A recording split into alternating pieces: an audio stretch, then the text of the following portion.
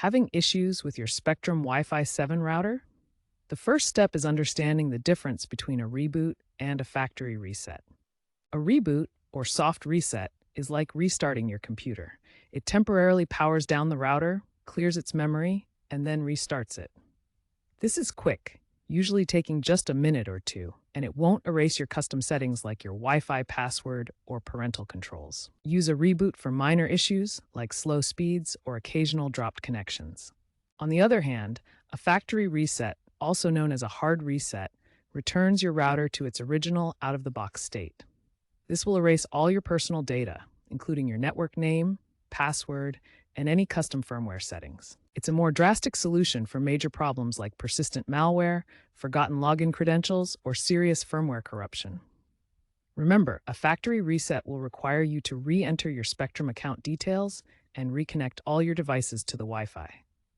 Choose wisely. For a reboot, the easiest way is through the Spectrum Internet app or the My Spectrum website.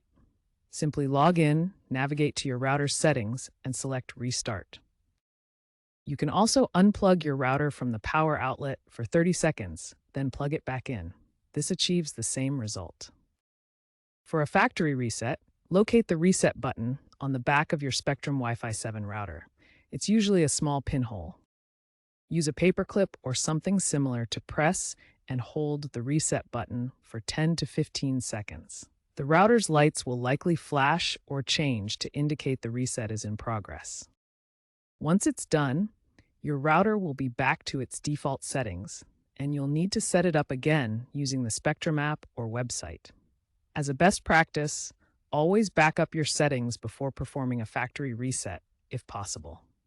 After the reset, remember to reconnect all your devices and update the router's firmware to the latest version for optimal performance and security.